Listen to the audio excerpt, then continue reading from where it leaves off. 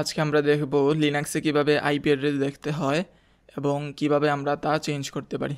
তো আমাদের IP address দেখার জন্য প্রথমেই আমরা টার্মিনালটি ওপেন করব। ওপেন করে আমরা যে কমান্ডটি রান করব সেটি হচ্ছে গিয়ে ইফ কনফিগ। এটির পুনরূপ হচ্ছে গিয়ে ইন্টারফেস কনফিগ এবং এটা আমরা রান করি।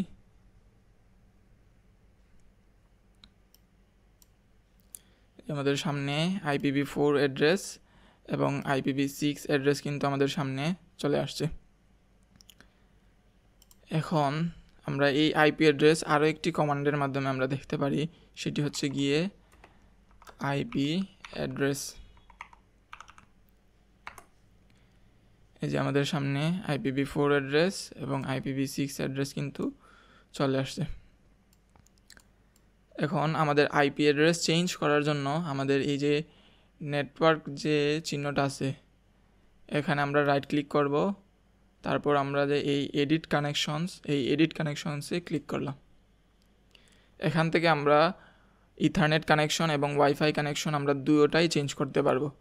তো আমি এখন ওয়্যার্ড কানেকশন চেঞ্জ করে দেখাচ্ছি। এখানে আমরা ক্লিক করব, এই যে আমাদের এই সেটিং চিহ্নটা কিন্তু এখন আসছে এবং এখানে আমরা ক্লিক করে এই যে IPv4 সেটিংস আছে সেটাতে ক্লিক করব।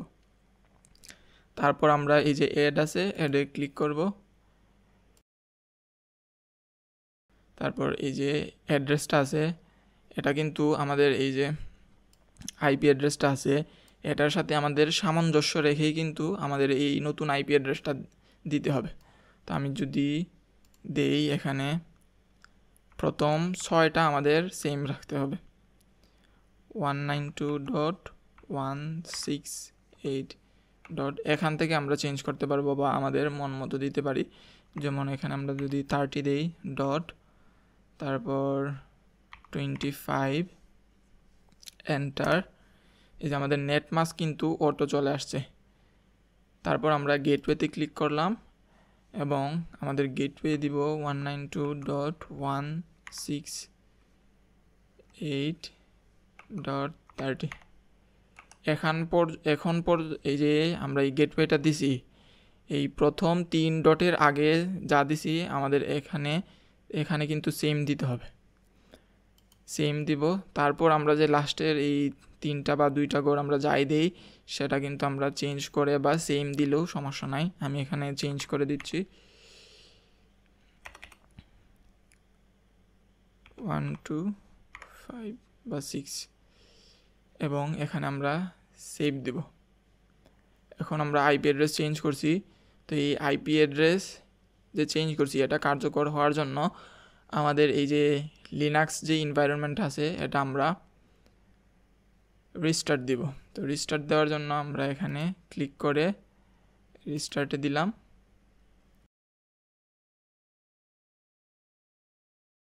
এই যে আমাদের সিস্টেম রিবুট হয়েছে। তো এখন যদি আমরা এই টার্মিনালটা খুলি এবং এখানে যদি আমরা ইফ কনফিগ রান করি, এই যে আমাদের সামনে কিন্তু চলে আসছে 192.168.30.25 এবং আমাদের ব্রডকাস্টও কিন্তু আমরা ব্রডকাস্ট দিয়েছিলাম হচ্ছে গিয়ে ব্রডকাস্ট 126। তো ব্রডকাস্ট সবসময় সেম আসে না, অনেক সময় চেঞ্জ আসে, তো এটা নিয়ে চিন্তা করবেন না। এখন আমরা চাইলে IPv4 যেভাবে অ্যাড্রেসটা চেঞ্জ করছি চাইলে কিন্তু আমরা এই IPv6 অ্যাড্রেসটাও এখানে এড দিয়ে চেঞ্জ করতে পারবো। এটা না করি। এখন এই যে আমরা যে আইপি অ্যাড্রেসটা আমরা চেঞ্জ করলাম, এখন যদি আমরা কোনো একটা পিং দেই, পিংয়ের মাধ্যমে আমরা দেখতে পারি যে আমাদের কানেকশন ঠিক আছে কি না। আমরা ধরেন দিলাম পিং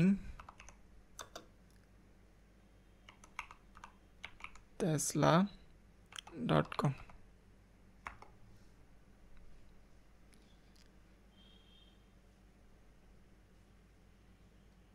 পিং tesla.com, এই যে আমাদের কিন্তু হোস্ট আনরিচেবল দেখাচ্ছে। তো এটি হচ্ছে গিয়ে আমরা এই যে আমাদের যে আইপি অ্যাড্রেসটা, এই আইপি অ্যাড্রেসটা আমরা Ctrl+C দিই।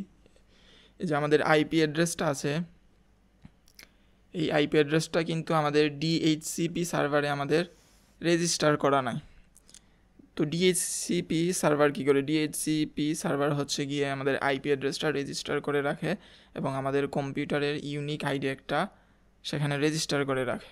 তো আমাদের রেজিস্টার করা নাই দেখে এখানে আমাদের হোস্ট আনরিচেবল দেখাচ্ছে।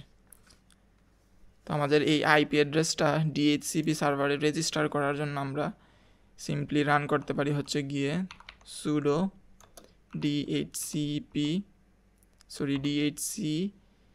DH client CLIENT। তো আমরা এই যে আইপি অ্যাড্রেসটা চেঞ্জ করছি, এই আইপি অ্যাড্রেসটা কিন্তু আমাদের এই যে ইথারনেট 0, এই ETH 0 আমরা এখানে লিখে দিব, ইথারনেট 0 এবং পাসওয়ার্ড দিয়ে দিব। IPv4 address already assigned. এখন যদি আমরা পিং দেই, এই যে আমাদের পিং কিন্তু এখন সুন্দর করে কাজ করতেছে।